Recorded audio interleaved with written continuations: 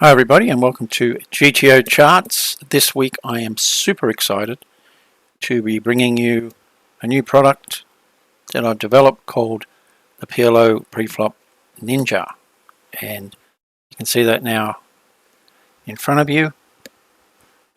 And the first thing I want to say is it's not a full-blown solver like PLO Genius is, but it is just for preflop and gives you pretty accurate representation of what cards you should be raising in what position, and also what to do if you're 3-bet, 4-bet or facing a raise. So let's get straight into it, and I'll just show you how it works. First I just want to do a reset of that and put this to aces, and it's pretty straightforward and self-explanatory. As you know, in PLO you select 4 cards. Now we select Jack, Queen. Let's select a really nice hand, and of course under the gun it's a raise, middle position, raise, raise, and raise. Note there is no limping strategy from the small blind. So the next thing to take note of is you might have seen when I selected Jack, Jack, Queen, Queen, which is double paired, down here this auto populated this with double paired.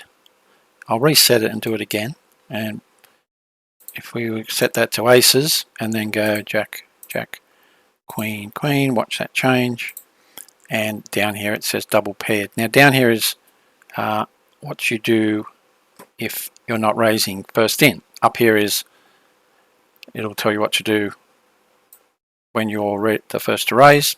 Obviously, again, Jack, Jack, Queen, Queen isn't open from all positions. Jack, Jack, Queen, Queen double suited. Now what if you are facing a raise in position or any other sort of action that's not raising first in? So as you can see down here, it has a double pair facing a raise in position. Now the fact that there's so many combinations of this, it will not tell you exactly what to do, but it gives you a great idea of what you should do. And what we do is, let's pretend we are in the button, on the button, and someone in front raised, someone under the gun raised. We should probably be raising with 20% of our double paired hands, and the sort of hands you want to raise, obviously aces, double suited pairs that are very close to each other, and then calling 55% with, again, like double paired stuff but far apart, and then folding 25% with hands like junk and pair of 2s, pair of 8s, so not connected. So that gives you a great idea of what you should be doing. So in this instance, with this type of hand, I look down here and go, yeah, it's pretty good. I'd say it's, I'll take note of this, all double paired aces should be 3-bet, which is self-explanatory. And with this hand I would raise that up if I got raised in position. And there's other scenarios then that you can look at. So let's say we are facing a 3-bet in position. So that would be, for example, we open in the cutoff and the big blind 3-bets us. So we have a look at that. Now here is, interestingly, in this scenario we should be raising 85%, and obviously there's examples down here, aces and 10s double suited, of course, calling with your junk, but never folding. And you'll see some nice hints in most of these scenarios, where if we read this one, the in position player is supposed to never fold against the 3-bet. These hands tend to hit or miss the flop. Decisions are easy when you do hit 20%, 25% of the time, stack off time. So basically what they're saying is call, and if you hit a set, obviously, it's easy to play.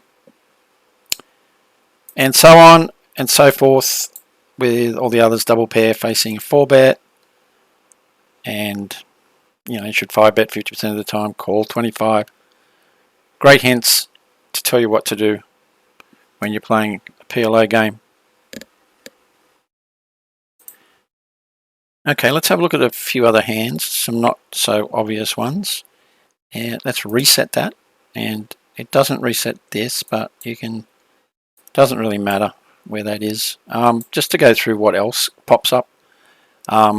Aces, double paired, Broadway pairs, 3 Broadways and a non-Broadway. Rundowns, so 8, 7, 6, 5. 2 Broadways, 2 mid-low connectors, and mid-low pairs. And they'll pop up if any of those are entered here. Let's try mono flop this time, and I don't know, let's go for something like ace of clubs, king of clubs, queen of clubs, 9 of clubs, and under the gun it comes up, that's a fold. It's still, well, it hasn't done anything here because that does not have that scenario of mono, and it's not a complete rundown. And I'm guessing that if we were to maybe look at the cutoff or the button, that's going to now be almost a raise. It is, and that is nice to know. And cutoff and is also a raise in middle position, a fold. The accuracy of this, I'm going to say, is about, look, it's over 90% at the moment, and we are tweaking it still. So please keep that in mind. If you see any errors, reach out to us. Just give us a screenshot, and we'll fix it straight away.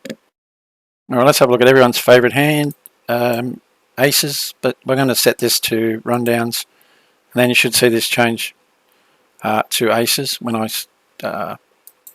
select that. So we go ace, ace, queen, jack.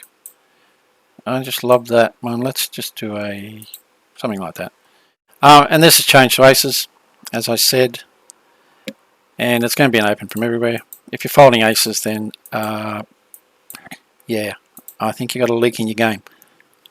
Okay, so, and once again, it's going to tell you all the fun things you should do when you are facing a raise in position.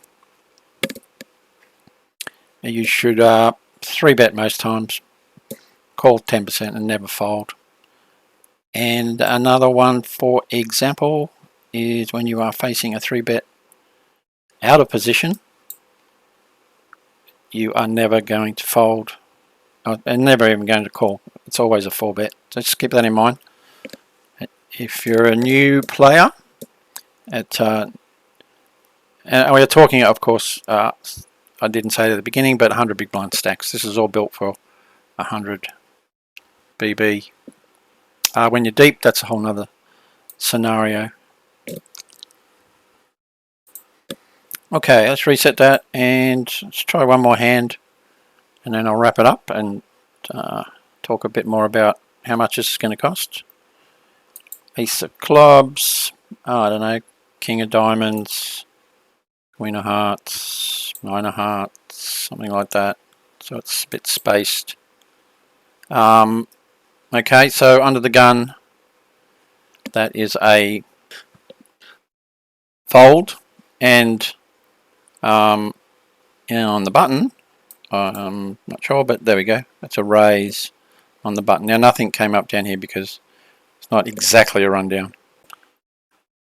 So the next question is, how much does this cost? And the answer is not that much. I'm just going to do another one just for fun. And let's have a look at pricing here. When you're on this page, to go home, we just press this little home button here. And you end up back here on our home screen with a nice ninja playing poker. And if you either click on here, pricing, or scroll down, just click on there. Brings you to the pricing, and it's only $19.95 for a month. And if you pay for 6 months or 12 months, you get a discount. And please also look at the bottom of this video for a code where you can save a further 20% for our opening sale. That's probably going to run for the next week from the time this video goes live on YouTube. And don't forget our sponsor down here, PLO Genius. If you want to get real serious about your PLO poker, it's a great tool.